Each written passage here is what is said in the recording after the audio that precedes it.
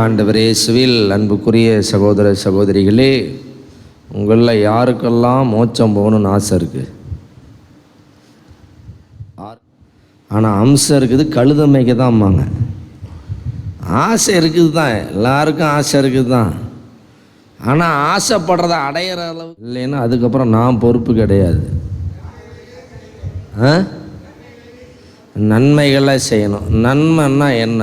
அதுதான் கேள்வி போயிட்டே இருக்கும். கடவுள் சொல்கிறத எதையுமே செய்யலைன்னா நீங்கள் தீமை செய்கிறீங்க. சிம்பிள். ரொம்பலாம் காம்ப்ளிகேட் பண்ணிக்கக்கூடாது.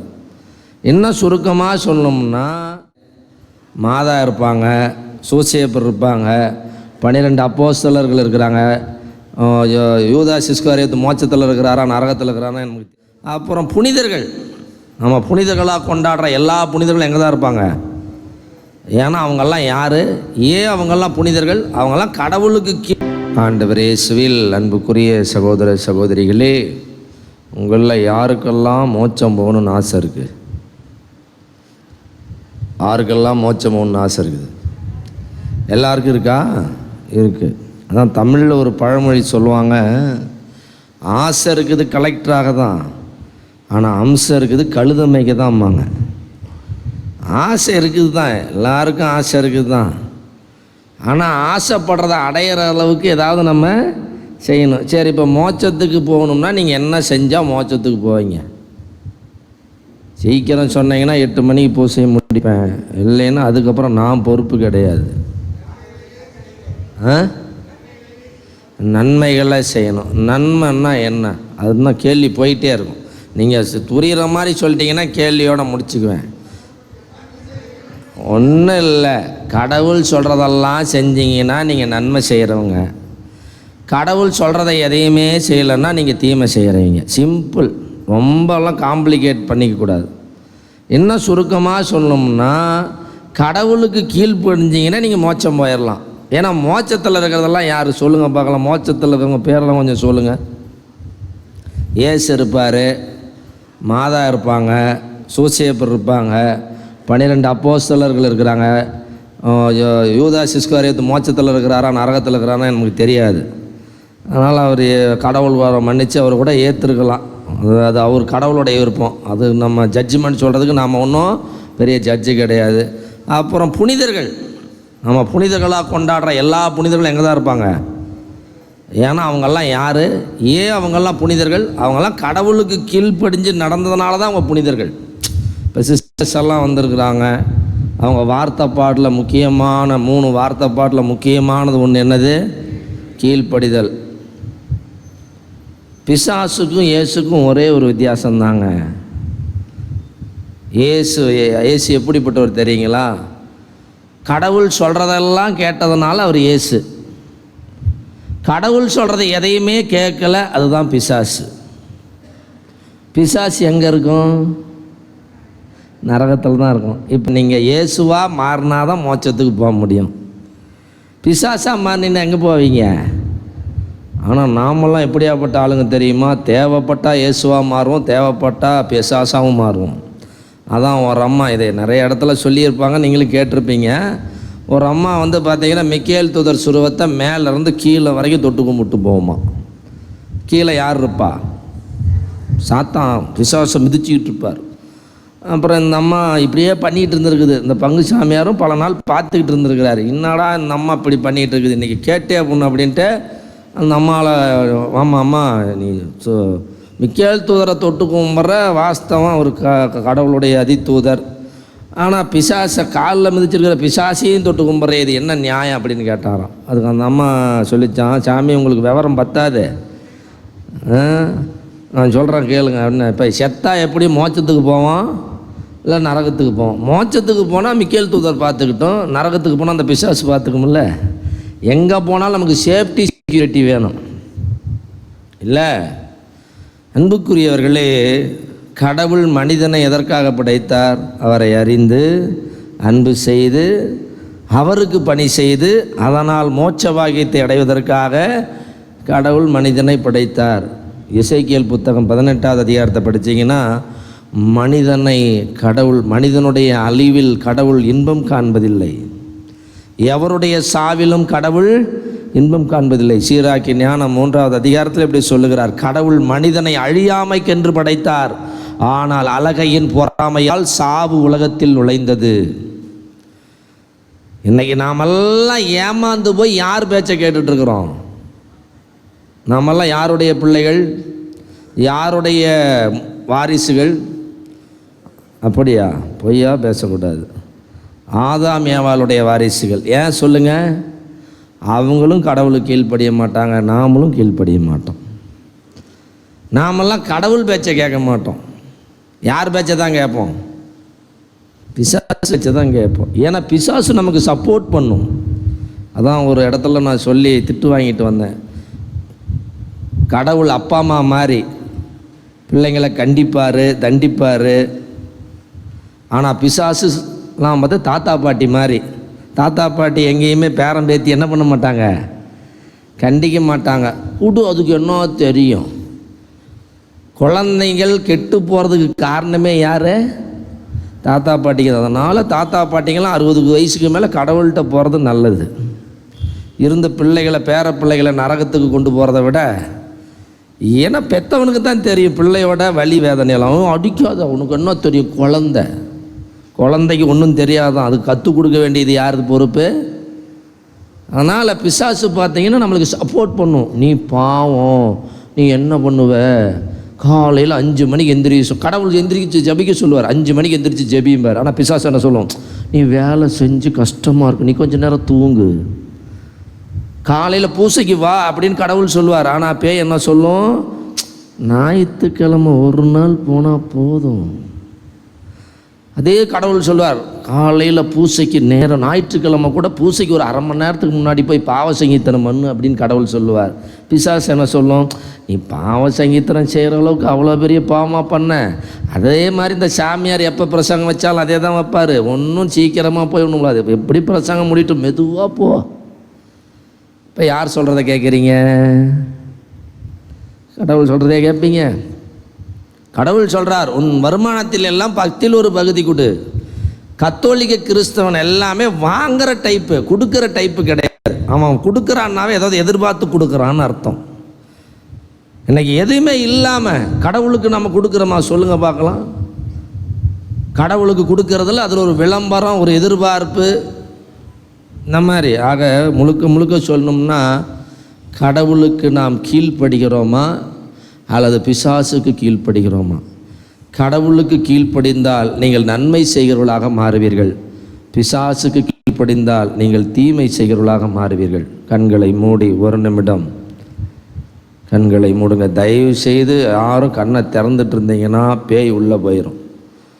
ஏவாள் கண்ணை திறந்துக்கிட்டு இருந்ததுனால தான் அவளுக்கு அந்த ஆப்பிள் அழகாகவும் ஆசையை கொடுத்துருச்சு. கண்களின் வழியாகவும் காதுகளின் வழியாகவும் தான் இன்று ஆசைகள் நம்மிடையே உருவாக்குகிறது.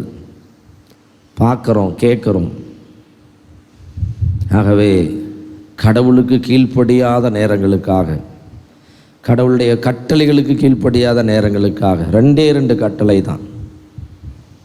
ஒன்று, எல்லாவற்றுக்கும் மேலாக கடவுளை நேசிப்பது. 2, கடவுள் நம்மை நேசிப்பது போல நம் அருகில் இருக்கிற மனிதர்களை நேசிப்பது. 2ஐயும் செய்யாமல் இருந்திருப்போம். இன்றைக்கி நமக்கு கடவுளுக்கு எதிராக செய்கிற பாவங்கள் ஏராளம், மனிதர்களுக்கு எதிராக செய்கிற பாவங்கள் ஏராளம். ஆகவே மனம் மருந்துவோம்.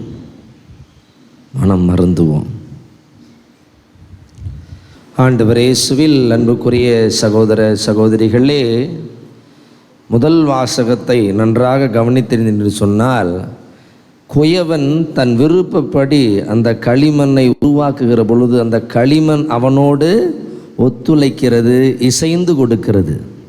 அதனால் அதன் அழகான வடிவமாக ஒரு பொருளாக அது உருவாகிறது. அதே போல் கற்கள் கரடு முரடாக இருக்கிறது. சிற்பியின் உளிகளின் வழி தாங்குகிற அந்த கற்கள் தான் சிற்பங்களாக மாறுகிறது. அன்புக்குரியவர்களே, கவிக்கோ அப்துல் ரஹ்மான் என்ற ஒரு மிகச்சிறந்த தத்துவ எழுத்தாளர் சொல்லுவார், எந்த மூங்கில் தன்னை அறுப்பதற்கும் துளையிடுவதற்கும் சம்மதிக்கிறதோ கீழ்ப்படுகிறதோ அதுவே புல்லாங்குழலாக மாறுகிறது. காலத்திற்கும் அது இசையை கொடுத்து கொண்டிருக்கிறது. அது இறந்தாலும் அதனுடைய இசை ஒரு நாளும் இறக்காது. ஆனால் எந்த மூங்கில் அறுப்பதற்கும் துளையிடுவதற்கும் சம்மதிக்கவில்லையோ அது பிளக்கப்பட்டு விறகாக எரிக்கப்பட்டு சாம்பலாகி போய் யார் கண்ணுக்கும் தெரியாமல் அதனுடைய வாழ்க்கை அழிந்து போய்விடுகிறது என்று சொல்லுவார். அன்புக்குரிய சகோதரனே சகோதரியே, கடவுள் நம்மை அழிப்பதற்காக படைக்கவில்லை. எப்போ அழிப்பார் கடவுள்? ஏன் சொதோம் குமார கடவுளை அழித்தார்? கடவுளுக்கு அடங்கலை, அது இஷ்டத்துக்கு ஆடிச்சுங்க. நினச்சிக்கிச்சான் கழுதை எடுத்துக்கிச்சான் ஓட்டன்ற மாதிரி அவன் தடி எடுத்தவன் தண்டக்காரன், கோல் எடுத்தவன் கொண்டக்காரன், எல்லாருமே கடவுளுக்கு அடுத்தபடி நினச்சிக்கிறேன், கடவுளுக்கு இணையாகவே நினச்சிக்கிறான். அதுலேயும் கத்தோலிக்க கிறிஸ்தவர்கள் நாம் இருக்கிறோம் பாருங்கள். நீங்கள் என்னை கோவப்பட்டாலும் சரி, வருத்தப்பட்டாலும் சரி, என்னை திட்டினாலும் சரி, யார்கிட்ட போய் கம்ப்ளைண்ட் பண்ணாலும் சரி, கத்தோலிக்க கிறிஸ்தவனுக்கு சாங்கியம், சம்பிரதாயம், பாரம்பரியம் தான் முக்கியம். அது கடவுளுக்கு ஏற்றதாக இருந்தால் ஏற்றுக்கலாம். கடவுளுக்கு எதிரான பாரம்பரிய பழக்க வழக்கங்கள், இந்த பாரம்பரிய பழக்க வழக்கங்களில் ஜாதி வேற்றுமை ஒன்று. தமிழக திருச்சபை உருப்பிடாமல் போகிறதுக்கு காரணமே இன்னும் கத்தோலிக்க கிறிஸ்தவன்ட்ட ஜாதி ஒழியலை. இன்னும் கல்யாணம் பண்ணுற வரைக்கும் இன்னமும் கல்யாண தகவல் மையத்தில் போய் பார்த்தா அவன் ஜாதிக்கு ஒரு தகவல் மையம் வச்சுருக்கிறான். எல்லாரும் ஜாதியை ஒழிக்க முடியல. கடவுள் விருப்பமா? மக்கள் பிரிவினை பிளவோடு இருக்குன்னு இயேசுசாமி அப்புறம் எதுக்கு ஜெபம் பண்ணார்? தந்தையே, நீரும் நானும் ஒன்றாயிருப்பது போல இவர்களும் ஒன்றாயிருக்கும். எதுக்கு ஜெபம் பண்ணார்? தந்தை, மகன், தூய ஆவி, மூன்றுவரும் மூன்று ஆட்கள், ஆனால் ஒரே கடவுள். எப்படி? அவர்களுக்குள் யாதொரு வேறுபாடும் இல்லை. நாமெல்லாம் பிறக்கும்போது இந்த ஜாதியில் தான் பிறக்கணும்னு அப்ளிகேஷன் போட்டால் பிறந்தோம். எந்த குழந்தையும் பிறக்கும்போது அது எந்த மனிதரிடத்தில் பிறக்க வேண்டும் என்று முடிவு செய்வது நாமல்ல, கடவுள். ஒவ்வொரு மனிதனும் கடவுளுடைய குழந்தை. இதை யாராவது ஏற்றுக்கிறோமா கத்தோலிக்க சபையில்? நல்ல வேலை, இப்போல்லாம் கோயில்கள்லாம் நேராக கட்டுறாங்க. அப்போல்லாம் சிலுவை கோயில்கள். மேல் ஜாதிக்காரன் உட்கார்றதுக்கு ஒரு இடம், தாழ்ந்த ஜாதிக்காரன் உட்கார்றதுக்கு ஒரு இடம். இதில் ஒரு கொடுமை என்ன தெரியுங்களா? இந்து மதத்தில் தான் ஜாதி வேற்றுமை இருக்கு. நம்ம கிறிஸ்தவத்துக்கு வந்தான், இங்கேயுமே ஜாதி வேற்றுமை. அவனுக்கு மதிக்கிறதுக்கு ஆள் இல்லை. இதெல்லாம் பாவம்னு நமக்கு தெரியல. கடவுள் சொன்னாரா? பாரம்பரிய பழக்க வழக்கங்கள், சரி ரைட்டு. தேர் திருவிழா பைபிளில் இருக்கா? கடவுளின் விருப்பமா?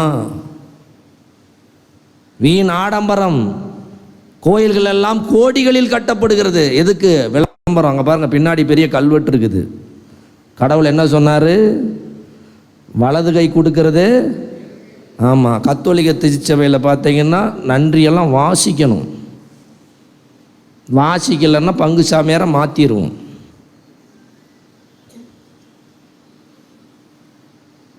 கடவுளுக்கு கீழ்ப்படுகிறோமா? யாருக்கு கீழ்ப்படுகிறோம்? கடவுள் இதுதான் சொன்னாரா? கடவுளுடைய திருவிழா இதுதானா?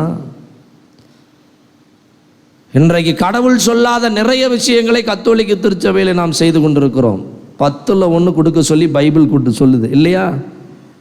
எத்தனை கத்தோலிக்க கிறிஸ்தவம் 10ல் 1 கொடுக்குறோம்? சாமியார் கொடுத்தா வாங்கிக்குவோம். கோயிலில் அவர் வருமானத்தில் 10ல் 1 வீட்டுக்கு அனுப்பிச்சி விட்டாங்கன்னு கொடுத்துருவோம். கத்தோலிக்க திருச்சபையில் எல்லாமே வியாபாரமாக மாறிடுச்சு. வியாபாரம். கடவுளின் விருப்பத்தின்படி மக்கள் வாழ விரும்புவதில்லை. கடவுளுக்கு கீழ்ப்படிய மாட்டேங்கிறோம்.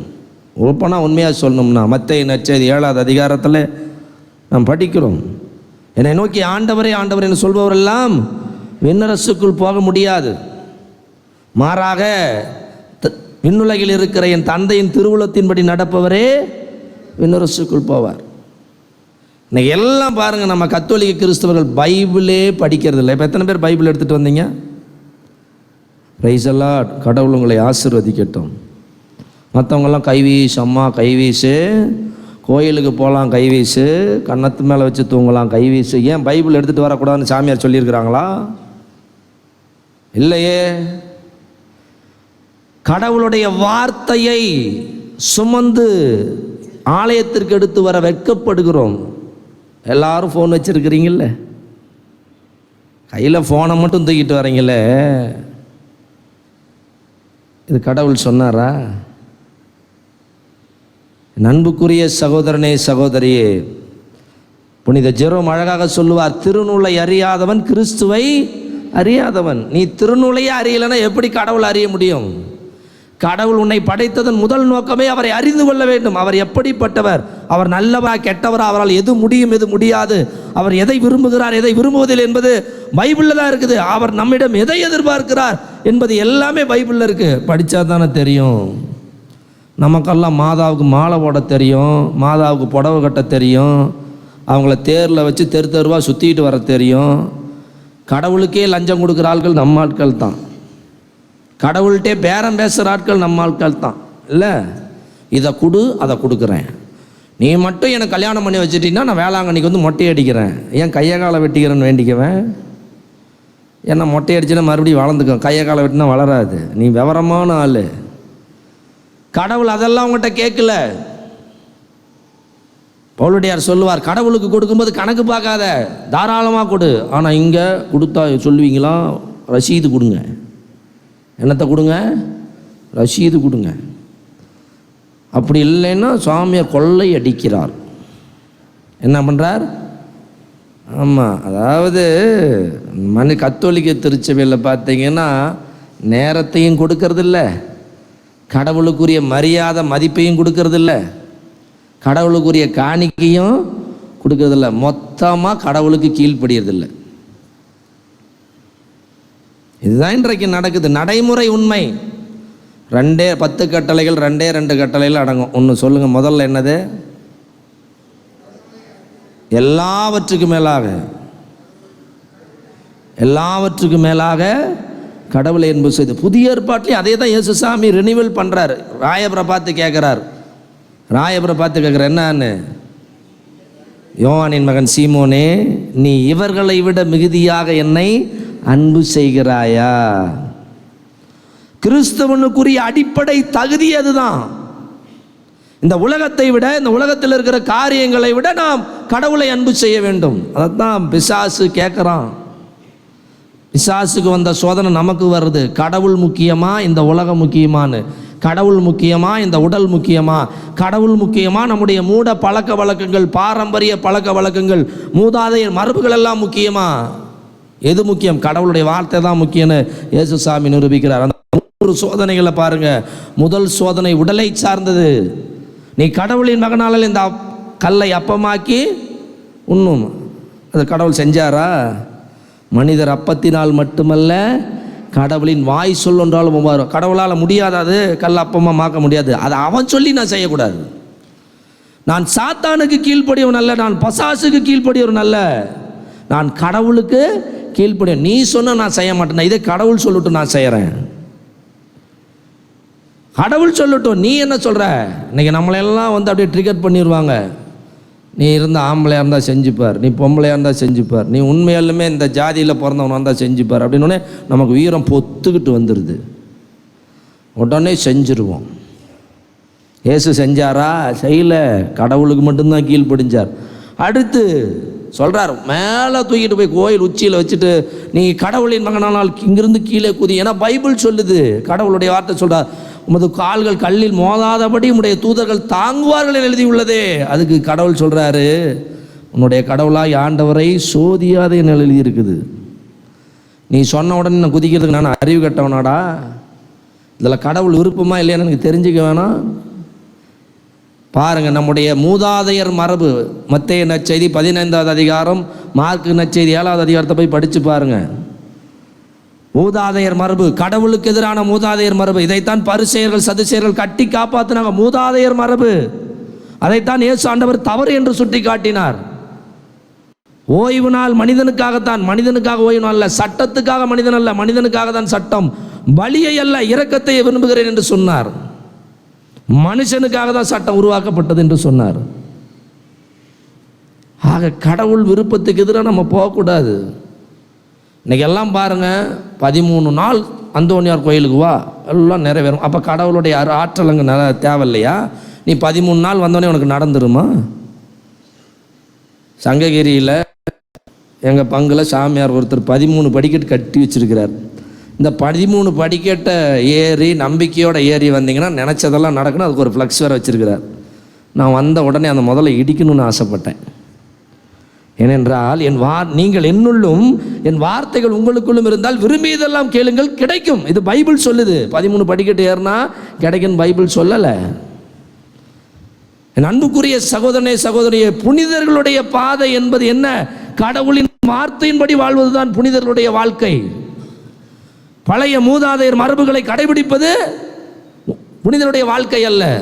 அசிசியார் எடுத்துக்கங்க, பிரான்சிஸ்கு அசிசியார், பிரான்சிஸ்கு சவேரியார், இவங்கெல்லாம் கடவுளுடைய வார்த்தையின்படி வாழ்ந்தவங்க. அன்னை தெரேசா கடவுளுடைய வார்த்தையின்படி வாழ்ந்தவங்க. பழைய மூதாதையர் மரபுபடி வாழ்ந்தவங்க கிடையாது. இயேசு வார்த்தைகளை கடைபிடித்தவர்கள் தான். இயேசுவின் வார்த்தைக்கு, கடவுளின் வார்த்தைக்கு கீழ்ப்படிந்து வாழ்ந்தவர்கள் தான் புனிதர்கள். பழைய பாரம்பரிய பழக்க வழக்கங்களை அல்ல, மூட பழக்க வழக்கங்களை அல்ல. இன்னைக்கு கத்தோலிக்க கிறிஸ்தவன் எதை நம்புறான்? கடவுளுடைய வார்த்தையை நம்புறானா? உப்பு மிளகு இன்னும் தெளிச்சிட்டு இருக்கிறான். இன்னமும் துணிமணி அது இதுன்னு வாங்கிட்டு போய் பாக்கெட்டில் வச்சுக்கிறான். கத்தோலிக்க கிறிஸ்தவன் நற்கருணை மேலே நம்பிக்கை வைக்கிறானா? இறைவாத்தின் மீது நம்பிக்கை வைக்கிறானா? தூய ஆவியாரை நம்புகிறானா? இந்த 3 நம்புறதில்ல. இது 3 இருக்கிற திருப்பலியை கத்தோலிக்க கிறிஸ்தவன் ஏதோ கடமைக்கு வருகிறான். அதனால கடன் பூச என் பங்கில் ஒரு ரூல்ஸே கொண்டு வந்துட்டேன். குடும்பத்தோட ஞாயிற்றுக்கிழமை பூசைக்கு வரல, குடும்பத்தோட நீ அன்பியத்துக்கு வரல, நீ பிள்ளைகளை மறைக்கல்வி அனுப்பலை அப்படின்னா உனக்கு எதுவுமே கிடையாது. நீ யார்கிட்ட வேணால் போய் சொல்லிக்கிட்ட.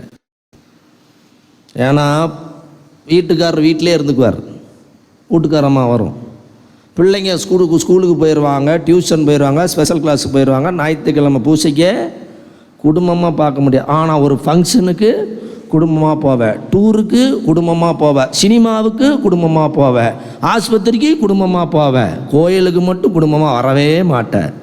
ஏன்னா வந்தால் பிசாசு பிடிச்சிக்கும். பழைய மூதாதையர் மரபு, இந்த மரபை வச்சுக்கிட்டு நாம் பண்ணுற அட்டகாசம் அநியாயம் அதிகம். தேர் இப்படி தான் சுற்றி வரணுமா? திருவிழா மீட்டிங் போட்டால் பட்டாசு வெடிச்சே ஆகணும், சீரியல் செட்டு போட்டே ஆகணும், தார தப்பட்டைகள் முழங்கியே ஆக வேண்டும், கோயிலை டெக்கரேஷன் பண்ணும், தேரை டெக்கரேஷன் பண்ணும். இதெல்லாம் மூதாதையர் மரபு. கிராமத்தில் போய் சொல்லி பார்த்தேன். நான்லாம் கிராமத்தில் சாமியாராக இருக்கிறேன். அப்படிப்பட்ட திருவிழாவே எங்களுக்கு வேணாம் சாமின்ட்டான். வெடி வேணாமையா, அடி வேணாம், சாதாரணமாக நம்ம கொயரே பாடட்டும், சாதாரணமாக போயிட்டு வரட்டும் அப்படின்னு. அப்படியெல்லாம் முடியாது சாமி, நம்ம திருவிழா கொண்டாடுறது 4 பேருக்கு தெரியணுமா? ஆக மூதாதையர் மரபுக்கு கொடுக்கிற முக்கியத்துவத்தை கடவுளுடைய வார்த்தைக்கு நாம் கொடுப்பதில்லை. 3வது சோதனை, இயேசுவை பார்த்து பிசாசு சொல்லுது பாருங்க, இதோ உலக அரசுகளையும் அவற்றின் மேன்மையும் பாரும், இவையெல்லாம் என்னிடத்தில் கொடுத்தாரா கடவுள்? என்ன பொய், இதெல்லாம் என்னுடையவை, நீ என்னை தண்டனிட்டு வணங்கினால் இவை யாவையும் உனக்கு கொடுப்பேன். எவன் வேண்டாம் எடுத்து கொடுப்பது? முட்டுனையே என் வீட்டுக்காரி கையை என்ன மாதிரி கடவுள் அவருடைய உலகத்தை எடுத்து இவன் கொடுக்குறானாமா. இயேசுசாமி என்ன சொன்னார்? உன் கடவுளாகி ஆண்டவரை வணங்கி அவரை மட்டுமே ஆராதிப்பாய் என்னதுள்ளது, அப்பாலே போ சாத்தானே என்று சொன்னார். Praise the Lord. அவர் சாத்தானுடைய வார்த்தைகளுக்கு கீழ்ப்படியவில்லை. ஆனால் ஆதாம் ஏவாள் என்ன பண்ணாங்க? கடவுள் சொன்னதையெல்லாம் அவங்க கேட்கல, கடவுள் சொன்னதையெல்லாம் அவங்க பெருசாக நினைக்கல. பேய் சொன்ன உடனே கப்புன்னு அந்த அம்மா போய் பழத்தை பறித்து தின்னுவிட்டா, தான் புருஷனுக்கும் கொடுத்துட்டா, புருஷனும் அதை வாங்கி தின்னுவிட்டான்.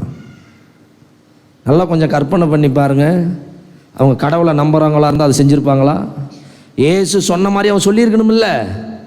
முதல்ல ஏவாள்கிட்ட பேய் வந்தோடனே என்ன பண்ணியிருக்கணும்? ஆதாமே இப்படி கற்பனை நினச்சி பாருங்க. ஆதாம் என்ன பண்ண, டே யார் ஏன் பொண்டாட்டிகிட்ட பேசிக்கிட்டு இருக்கிற, இங்கே வா, என்ன சொல்கிற அவள்கிட்ட, இங்கே வாங்க, ஏண்டி அவன் பேசுகிறானே நீ எதுக்கு பேசுகிறான், அவளை 2 இல்லை யார் உன்னை பேச சொன்னான், ஏன் என்ன அப்படின்னு கேட்டு, இன்றைக்கி வந்து ஆம்பளைங்கெல்லாம் இன்றைக்கி உஷாராக இருக்கிறீங்க, அன்றைக்கி ஆதாம் கோட்டை விட்டா அப்படி போய் அந்த அம்மாவை பேசி மயக்கி பிடிச்சி பேசி இருந்தா அப்படின்னா, இங்கே வா, நீ கடவுள் என்ன என்ன இப்போ இதெல்லாம் சொல்லு அப்படின்னோடனே சொன்ன உடனே, அப்படியா கடவுள் பொய் சொல்கிறான்னு சொல்கிறியா, சரி இரு கடவுளை கூப்பிட்றேன், அவரை வச்சுக்கிட்டே பேசுவோம்.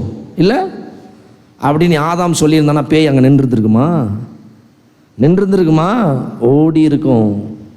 கடவுள் வராருன்னு தெரிஞ்சவொடனே என்ன பண்ணியிருக்கும்? பேய் ஓடி இருக்கும். செய்யலையே.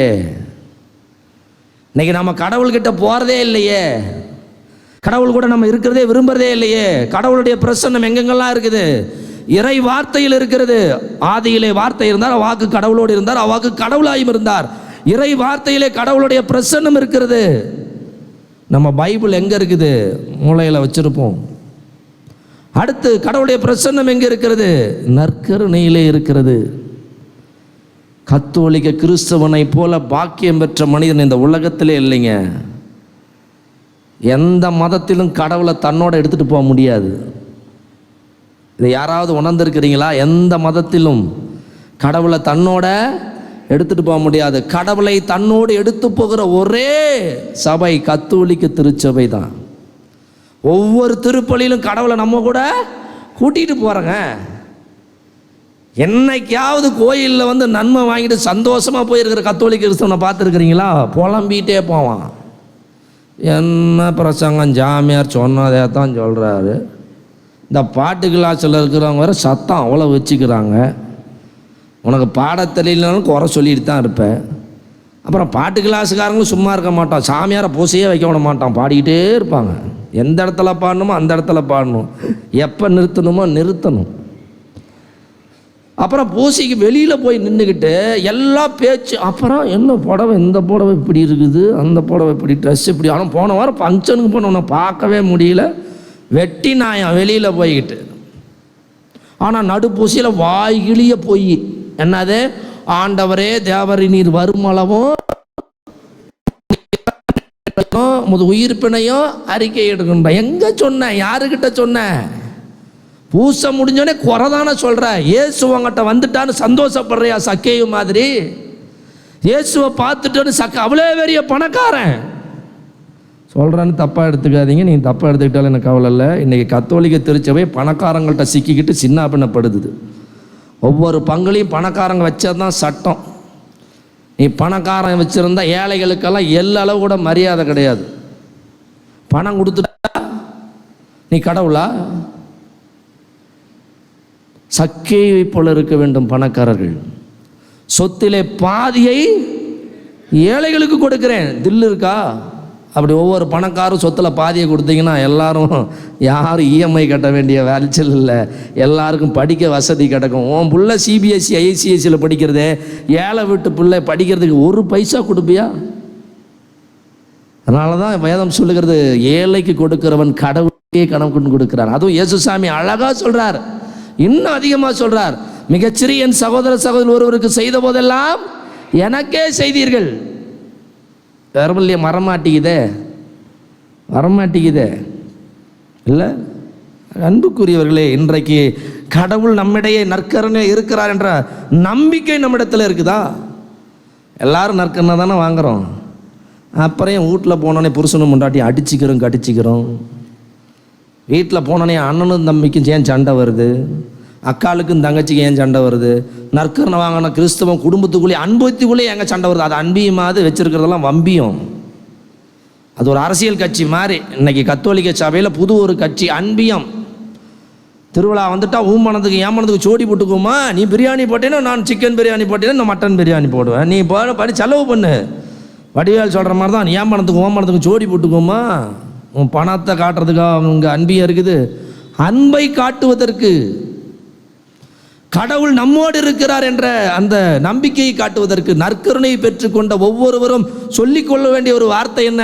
உனக்குள்ளேயும் இயேசு, எனக்குள்ளேயும் இயேசு, ஒன்று. இந்த உணர்வு ஒன்று இருந்ததுன்னா ஜாதி இருக்காது, ஏழை பணக்காரன் வேறுபாடு இருக்காது, படித்தவன் படிக்காதவன் பிரச்சனை இருக்காது, எல்லாத்துக்குள்ளேயும் ஒரே நம்பிக்கை வரும். அதனால தான் திருச்சபை நற்கருணை எல்லாத்துக்கும் கொடுக்குது. எல்லாத்துக்கும் ஒரே நற்கருணை கொடுக்குது.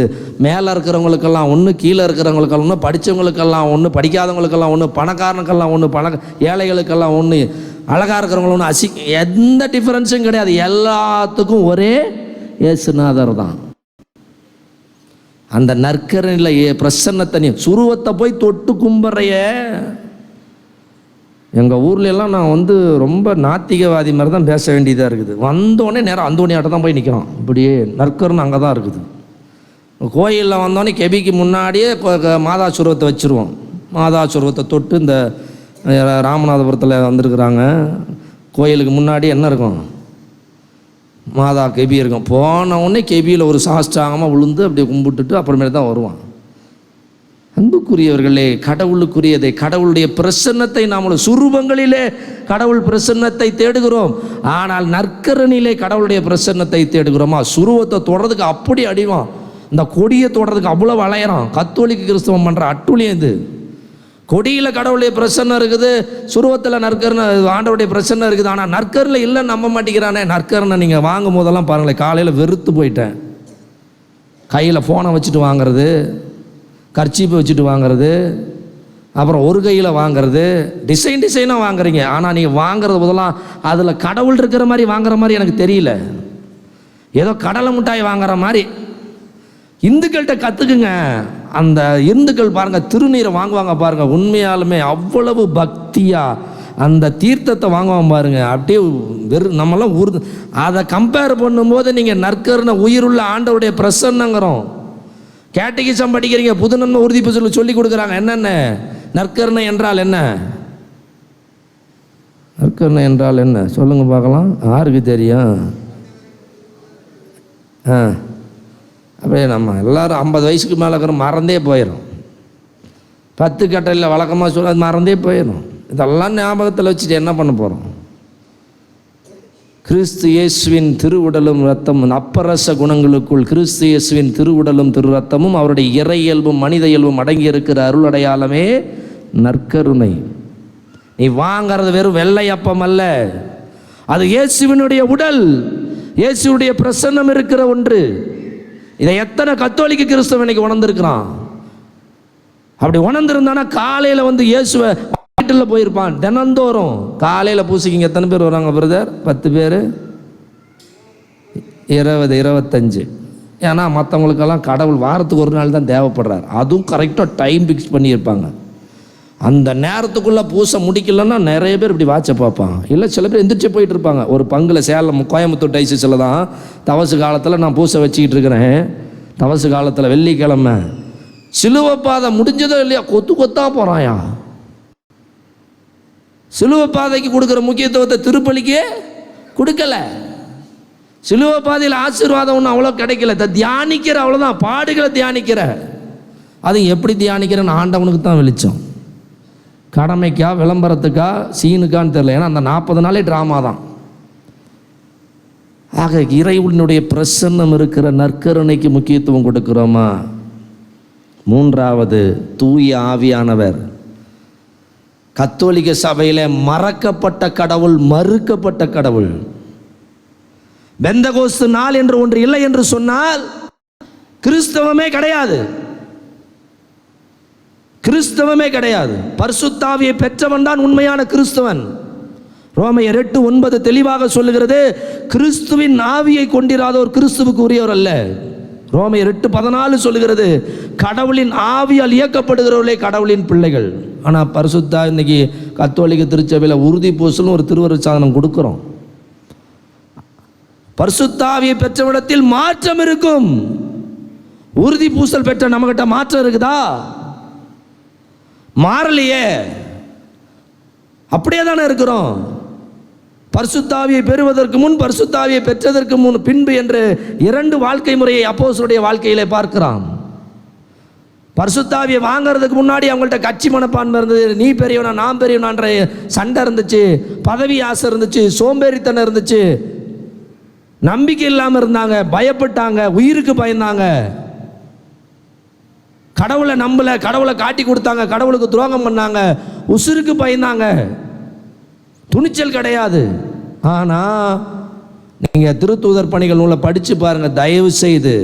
அப்போஸ்தலருடைய வாழ்க்கை எப்படி இருந்ததுன்னு சிறப்பாக திருத்தூதர் பணிகள் 2வது அதிகாரம் 42 47, 4வது அதிகாரம் திருத்தூதர் பணிகள் 4வது அதிகாரம் 32 37 வரைக்கும் படித்து பாருங்கள். 10 அதிகாரங்களை படித்து பாருங்கள். பவுலுடைய மனமாற்றம் வரை ஆதி கிறிஸ்துவன் எப்படி வாழ்ந்தான்னு சொல்லி கொடுக்குது. பரிசுத்த ஆவியை பெற்றவன் எப்படி வாழ்ந்தான் என்று சொல்லி கொடுக்கிறது. அதுவல்லவா கிறிஸ்துவம். அதனால தான் முதல் 3 நூற்றாண்டுகளில் காட்டு தீ போல கிறிஸ்தவம் பரவுச்சு, உலகமெங்கும் பரவுச்சு. ஆனால் இப்போ பரவுதா? இந்தியாவில் தோமா வந்து 1972 ஆண்டுகள் ஆச்சு. ஆனால் அவர் 52 வந்திருக்கிறார். கிபி 52 ஆண்டு இந்தியாவுக்கு வந்திருக்கிறார். இன்னைக்கு 1972 ஆண்டுகள் ஆணையும் இன்னமும் இந்தியாவில் 2% தான் இருக்கிற. காரணம் என்ன? நீ ஆவிக்குரிய வாழ்க்கை வாழவில்லை, ஊனியல்புக்குரிய வாழ்க்கை வாழ்கிறீர்கள். கிறிஸ்துவ சபையிலே கலாத்தியர் 5:19-21 இருக்கிறபடி எல்லா காரியங்களும் நம்மிடத்தில் இருக்குது.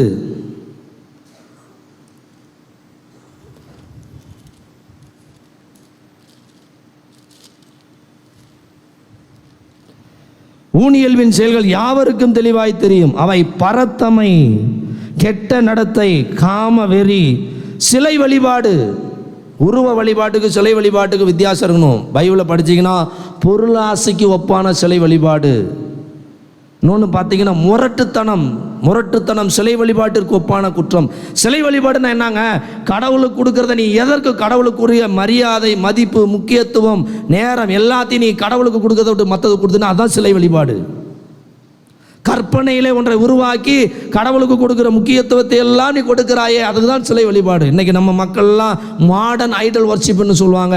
படிப்பு கொடுக்குற முக்கியத்துவம், வேலைக்கு கொடுக்குற முக்கியத்துவம், பணத்துக்கு முக்கியத்துவம் கொடுக்குற, மனுஷனுக்கு முக்கியத்துவம் கொடுக்குற, உன்னுடைய ஆசைகள், விருப்பங்கள், எதிர்பார்ப்புகளுக்கு முக்கியத்துவம் கொடுக்குற, கடவுளுக்கு கொடுக்குறியா? இதுவும் ஒரு வகை சிலை வழிபாடு தான். சிலை வழிபாடுனோடனே போய் அங்கே ஒரு சிலை வச்சுருப்பாங்க, அதை கும்பிட்றது மட்டும் சிலை வழிபாடு கிடையாது. இதெல்லாம் இன்றைக்கி மாடர்ன் ஐடல் வர்ஷிப் தான், நவீன சிலை வழிபாடுகள். சிலை வழிபாடு, பில்லி சூனியம் வைக்கிறான், கிறிஸ்தவனே வைக்கிறான். போய் மந்திரவாதிகிட்ட போய் காசு கொடுத்து வைக்கிறான், சொந்தக்காரனுக்கு வைக்கிறான், பிடிக்காதவனுக்கு வைக்கிறான், அவன் நல்லா இருக்கக்கூடாதுன்னு வைக்கிறான். ஏன் அவன் நல்லா இருக்குன்னு வைங்களேன். ஏன்னா பில்லி சூனியம் நல்லது செய்யாது, கெட்டது தான் செய்யும். பகைமை, சண்டை, சச்சரவு, பொறாமை இல்லை, இங்கே பொறாமை இல்லையா? பொறாமை தான் எல்லா பங்குலையும். சீற்றம், பிரிவினை, பிளவு, அழுக்காறு, குடிவெறி, களியாட்டம் முதலியாகும். இத்தகையவற்றில் ஈடுபடுவோர் இறையாட்சி உரிமை பெற அடைவதில்லை. ரோமையர் 8 படிங்க தயவு செய்து. இந்த ஊனியல்போடு வாழ்றவங்க மோட்சம் போக முடியாது. ஊனியல்பு அழிவுக்குரியது, ஊனியல்பு கடவுளுக்கு எதிரானது. இந்த மாதிரி பண்புகள் நம்ம வாழ்க்கையிலே, நம்ம சபையில் இருந்ததுன்னா நம்ம கடவுளுக்குரிய வாழ்க்கை வாழணும்னு அர்த்தம். ஆனால் தூய ஆவியின் கனியோ அன்பு, மகிழ்ச்சி, அமைதி, பொறுமை, பரிவு, நன்னயம், நம்பிக்கை, கனிவு, தன்னடக்கம் என்பவை ஆகும். இவையுள்ள இடத்தில் திருச்சட்டத்திற்கு இடமே இல்லை. Praise the Lord, praise the Lord. பாருங்க, நிறைய பேருக்கு கையே இல்லை. Praise the Lord. ஆமாம், தூக்குறது கூட கஷ்டமாக தான் இருக்குது. ஆனால் இதே டிவியில் கிரிக்கெட் பார்த்துட்டு பாருங்க, சினிமாவை பார்த்துட்டு பாருங்க, அப்படியே அப்பா பயங்கரம். அதனால் தூய் ஆவியானவர், கிறிஸ்துவின் ஆவியை கொண்டிருந்தால் மட்டுமே அவன் கிறிஸ்தவன். கடவுளின் ஆவியால் இயக்கப்பட்டால் மட்டுமே அவன் கடவுளுடைய பிள்ளை. பேர் வச்சுக்கிட்டா என் பாட்டன் பூட்டன், நாங்களாம் பாரம்பரிய கிறிஸ்தவங்க, இந்த கோயிலுக்கே நிலத்தை கொடுத்தது எங்கள் பாட்டன் தான் பூட்டன் தான்ன்ற செல்லாதெல்லாம், அந்த இதெல்லாம் கதையெல்லாம் யார்கிட்ட செல்லாது? கடவுள்கிட்ட செல்லாது. நீ ஆவியால் நிரப்பப்பட்டு, அதனால தாங்க இயேசு சாமி யாரால் பிறந்தார்? தூய ஆவியால் கருவுற்று கன்னி மரியாவிடமிருந்து பிறந்தார். அப்படி தான் விசுவாச பிரமாணத்தில் நீ சொல்கிற. அதனால தான் இயேசு சாமி தன்னுடைய சீடர்கள் தன்னை போல வாழ வேண்டும் என்று பெந்தகோஸ்து நாளில் அவருக்கு தூய ஆவியை கொடுக்கிறார். வேற எதையும் கொடுக்கல. நிலத்தை கொடுக்கல, பொண்ணை கொடுக்கல, பொருளை கொடுக்கல, பதவியை கொடுக்கல, ஆசையை கொடுக்கல, அந்தஸ்தை கொடுக்கல, கல்வியை கொடுக்கல. அவர் கொடுத்தது ஒன்னே ஒன்று தான், பரிசுத்த ஆவியானவர். பரிசுத்த ஆவியை பெற்றுக்கொண்ட படிக்காத பாமர மீனவர்கள் படித்தவன் செய்யாத எல்லா காரியங்களையும் செய்தார்கள். படித்தவன் செய்ய முடியாத, படித்தவனால் முடியாத எல்லா காரியங்களும் தான் படிக்காத 12 பேர் தூய ஆவியை பெற்ற அப்போஸ்தலர்கள் செய்தார்கள். படித்த டாக்டர் செத்து போனவனை உயிர்ப்பிக்க முடியுமா? அவன் இங்கேயே லண்டன்லேயே படிக்கட்டும், எங்கே வேணால் படிக்கட்டும். டாக்டர் இறந்து போனவனை உயிர்த்தலை வைக்க முடியுமா? படிக்காத ராயப்பர் உயிர்த்தலை வச்சார். இங்கே வேலை செய்கிற டாக்டரெல்லாம் காசு வாங்கிட்டு தான், காசு வாங்கிட்டு தான் வைத்தியம் பண்ணோம். ஆனால் பரிசுத்த ஆவியை பெற்ற அப்போஸ்தலர்கள் ஒரு பைசா வாங்க கிடையாது, இலவசமாக எல்லா நோயாளிகளையும் குணப்படுத்தினார்கள். உங்கள் பிள்ளைங்களை படிக்க வைக்கிறீங்க எதுக்கு? சம்பாதிக்கிறதுக்கு, சேவை செய்கிறதுக்கு இல்லை. இன்றைக்கி எல்லாருமே எவனும் சேவை செய்கிறதுக்கு வரதில்லை, வேலை செய்கிறதுக்கும் வியாபாரம் செய்கிறதுக்கு தான் இருக்கிறான். வாங்கிறான், விற்கிறான், அதுதான் வாழ்க்கை. பரிசுத்த ஆவியை பெற்றுக்கொண்டவன் எவனும் விற்கவும் மாட்டான், வாங்கவும் மாட்டான். இலவசமாக பெற்றுக்கொண்டான், இலவசமாக கொடுப்பான். ஆகவே அன்புக்குரியவர்களே, இந்த 3 காரியங்களில் கடவுள் இருக்கிறார். இவற்றை எல்லாவற்றுக்கும் மேலாக நாம் அன்பு செய்கிறோமா? பரிசுத்த ஆவியை பெற்றுக்கொண்ட ஒரு மனிதன் எந்த ஒரு மனிதனையும் நேசிக்காமல் இருக்க மாட்டான். எல்லா மனுஷனையும் நேசிப்பான், எல்லா மனுஷனையும் நேசிப்பான். 2வது கட்டளை தான், கடவுள் நம்மளை அன்பு செய்கிற மாதிரி நமக்குள்ளே இருக்கிற எல்லாரையும் அன்பு செய்யும். இதுக்கு ஒரே ஒரு வசனத்தை நாம் வைத்து கொண்டால் போதும். மிகச்சிறிய என் சகோதர ஒருவருக்கு செய்த போதெல்லாம் நீங்கள் என்ன கேஸ், கடவுளை அன்பு செய்கிறவன் மனுஷனை கண்டிப்பாக அன்பு செய்வாங்க. கடவுளுடைய ஆவி அவனுக்குள்ளே இருக்குதோ அவன் மனுஷனுக்குள்ளே பாரபட்சம் பார்க்க மாட்டான், பிரிவினை பார்க்க மாட்டான், அதை கட்சி மனப்பான்மையோட பார்க்க மாட்டான், பொறாமப்பட மாட்டான். கடவுள் அன்பாக இருக்கிறார். எந்த மனுஷனுக்குள்ள கடவுளுடைய அன்பு இருக்கிறதோ அன்பு பொறாமைப்படாது, அன்பு அடுத்திருப்பவருக்கு தீங்கு செய்யாது, அன்பு இழிவானதை செய்யாது, அன்பு எரிச்சலுக்கு இடம் கூடாது, அன்பு தன்னலத்தை நாடாது, அன்பு அனைத்தையும் தாங்கிக் கொள்ளும், அன்பு அனைத்தையும் பொறுத்து கொள்ளும், அன்பு அனைத்தையும் எதிர்நோக்கி இருக்கும். அதனால்தான் ரோமையர் 5:5 படிக்கிறோம், நாம் பெற்றுக்கொண்ட தூய ஆவியார் வழியாக கடவுளின் அன்பு நமது உள்ளங்களில் பொழியப்பட்டிருக்கிறது. பரிசுத்த ஆவியானவர் வழியாக நம்முடைய உள்ளங்களில் அன்பு பொழியப்பட வேண்டும். அப்படி அன்பு இல்லைன்னா நீங்கள் கிறிஸ்தவனே கிடையாது. பாட்டு வேணா பாடுவோம், அன்பே கடவுள் என்றால், அது மட்டும் பாட்டு நல்லா பாடு. எல்லாம் கத்தோலிக் தெரிஞ்சவில்லை, பாட்டெல்லாம் சூப்பர், ஆனால் வாழ்க்கை தான் ஒன்றும் இல்லை. வழிபாட்டுக்கும் வாழ்க்கைக்கும் ஒரு சம்பந்தமும் கிடையாது. வழிபாடு வேற, கோயிலுக்குள்ளே இருக்கிற கிறிஸ்தவம் வேற, கோயிலுக்கு வெளியே இருக்கிற கிறிஸ்தவம் வேற. நீ கோயிலுக்குள்ள புனிதராக இருக்கிறது பெரிய ஒன்றும் இது கிடையாது, சாதனை கிடையாது. கோயிலுக்கு வெளியே நீ உண்மையான கிறிஸ்தவனா வாழ்றங்கிறது தான் முக்கியம். ஆதி கிறிஸ்தவர்களும் அப்போஸ்தலர்களும் அன்னை மரியாளும் ஆண்டவர் இயேசுவும் வெளியிலே உள்ள ஒன்று வெளியே ஒன்று கிடையாது. அவங்க எங்கேயும் ஒரே மாதிரி இருந்தாங்க. கடவுள் தான் அவர்களுக்குள் இருந்தார். ஆகவே அன்புக்குரியவர்களே, நாம் விண்ணகத்திற்கு சேர வேண்டும் என்று சொன்னால் நாம் இயேசுவாக மாற வேண்டும். இயேசுவாக மாற வேண்டும் என்று சொன்னால், இயேசுவை போல் நாம் மாற வேண்டும் என்று சொன்னால் இயேசுவின் ஆவி நமக்குள் இருக்க வேண்டும். இயேசுவின் ஆவி நமக்குள் வந்துட்டாலே அவரை போல கீழ்ப்படிதல் உள்ள மனிதர்களாக வாழ்வோம். இயேசுவின் ஆவி நமக்குள் இருந்தால் மட்டுமே நாம் கடவுளுடைய வார்த்தைக்கு முழுமையாக கீழ்ப்படிவோம்.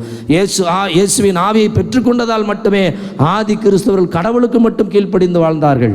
வேற யாருக்கும் அவங்க கீழ்ப்படியல, வேற யாருக்கும் அவங்க பயப்பில்லை. நோய்க்கும் பேய்க்கும் மனுஷனுக்கும் எவனுக்கும் எதுக்கும் பயந்ததில்லை. ஆனால் நம்ம கடவுளை தவிர இன்னைக்கு எல்லாத்துக்கும் பயந்துக்கிறோம். ஏன்? நம்மக்கிட்ட பரிசுத்த ஆவி கிடையாது. ஆகவே இந்த திருப்பலியிலே தயவு செய்து ஜெபியுங்கள். ஆண்டவரே, உமது தூய ஆவியை நாங்கள் பெற்றுக்கொண்டு உம்மை போல நாங்கள் மாற வேண்டும் என்று ஜெபியுங்கள். நேரம் ஆகிறதெல்லாம் பார்க்காதீங்க. வெளியில் மழை வந்துட்டு இருக்குது, கடவுள் காரணமாக தான் மழை அனுப்பிச்சிருக்கிறாரு. நீங்கள் யாரும் அவ்வளோ சீக்கிரம் போகக்கூடாதுன்னு தான். அதனால் மழை வருதுன்னு அடித்து பிடிச்சிட்டெல்லாம் போகாதீங்க. கடவுள் சன்னிதானத்தில் அதிக நேரம் இருக்க முயற்சி செய்யுங்க. ஒரு காரியத்தை இப்போ ஹாஸ்பிட்டலுக்கு போகிறீங்க, டாக்டர் போகணுன்னு சொல்கிற வரைக்கும் இருப்பீங்களா, இல்லை போயிடுவீங்களா? இடையிலையே ஒன்றும் இல்லை. கேஎம்சி வச்சுக்கிட்டு ஒரு பேஷண்ட்டை கூட்டிகிட்டு போனேன். 7:30 மணிக்கு காலையில் போனேன், சாயந்தரம் 7:30 மணி ஆகிடுச்சு. என் இஷ்டத்துக்கு எந்திரிச்சு போயிட முடியுமா? ஆனால் கோயிலுக்கு வந்தால் மட்டும் நாங்கள் வாங்குறோமோ இல்லையோ, நாங்கள் நேரம் முடிஞ்சோடனே கிளம்பிடுவோம். அப்படியெல்லாம் போகாதீங்க. கோயிலுக்கு வந்துட்டால் ஆராதனையில் முழுமையாக பங்கெடுங்க. ஏன்னா ஆவியானவர் தூண்டுகிறபடி தான் நான் பேச முடியும். எந்த பேப்பரும் கிடையாது, எந்த பேப்பரும் நான் யூஸ் பண்ணுறது கிடையாது. காரணம், அன்புக்குரியவர்களே, தூய ஆவியாரின் செயல்பாட்டை தடுக்காதீர்கள் என்று பவுலடியார் சொல்லுவார். ஆகவே அன்புக்குரியவர்களே, தயவு செய்து ஜெபியுங்கள். ஆவியானவரை பெற்றுக்கொண்டவர்களாய் இல்லம் திரும்புங்கள். கடவுளை பெற்றுக்கொண்டவர்களா என்ற நம்பிக்கையோடு இல்லம் திரும்புங்கள். ஜெபியுங்கள். ஆவியானவரே, எங்கள் மீது இறங்கி இந்த அப்பத்தையும் ரசத்தையும் இயேசுவாக மாற்றுவது போல எங்களையும் மாற்றும் என்று ஜெபியுங்கள். இறைவன் உங்களை நிறைவாக ஆசீர்வதிப்பாராக.